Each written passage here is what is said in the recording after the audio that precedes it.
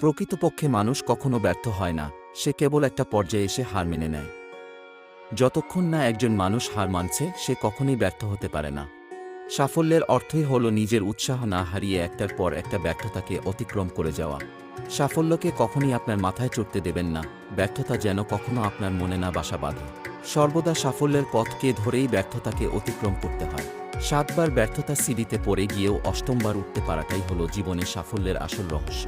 একটি মানুষ জীবনে কখনো ব্যর্থ না হয়ে বেঁচে থাকতে পারে না। তাই জীবনে কখনো ব্যর্থ হলে নিরাশ হতে নেই। আপনি যদি ব্যর্থতায় ভয় পান তবে আপনি সফল হওয়ার যোগ্য নন। আপনি যদি ভুল করতে প্রস্তুত না থাকেন তবে আপনি কখনোই সফলতা নিয়ে আসতে পারবেন না। ব্যর্থ হওয়া ভালো নয়, তবে সফল হওয়ার চেষ্টা কখনো না করা আরও খারাপ। জীবনে সফল হতে চাইলে দুটি জিনিস প্রয়োজন, জেদ আর আত্মবিশ্বাস। সাফল্যের জন্য তোমাকে ৩টি মূল্য দিতে হবে: ভালোবাসা, কঠোর পরিশ্রম আর স্বপ্নকে বাস্তব হতে দেখার জন্য ব্যর্থতার পরও কাজ করে যাওয়া। অতীতের সাফল্য হয়তো তোমাকে ভবিষ্যতের ব্যর্থতার দিকে নিয়ে যাবে, কিন্তু তুমি যদি প্রতিটি ব্যর্থতা থেকে শিক্ষা নিতে পারো তবে দিন শেষে তুমি একজন সফল হবেই। সাফল্য চাইলে সাফল্যকে লক্ষ্য বানিও না, তুমি যা করতে ভালোবাসো সেটাই করতে থাক। সাফল্য নিজেই ধরা দেবে। সাফল্য তখনই আসে যখন একজন মানুষ তার নিজের ক্ষমতার পুরোটা কোনো কাজে বিলিয়ে দেয়।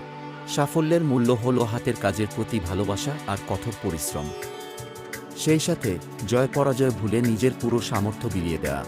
অসত্যের পথে সফল হওয়ার চেয়ে সত্যের পথে ব্যর্থ হওয়াও ভালো। সাধারণ মানুষ যতক্ষণ ভালো লাগে ততক্ষণ কাজ করে, আর অসাধারণ সফল মানুষেরা ভালো না লাগলেও যতক্ষণ না কাজ শেষ হয় ততক্ষণ কাজ বন্ধ করে না। সাফল্যের আগুন একা একা জ্বলে না, এটা তোমাকে নিজ হাতে জ্বালাতে হবে। সফল ব্যক্তিরা অন্যদের থেকে মোটেই আলাদা নয়, শুধু তাদের চিন্তাভাবনা অন্যদের থেকে আলাদা। জীবনে কখনোই নতুন কিছু করতে ভয় পেও না। ধন্যবাদ।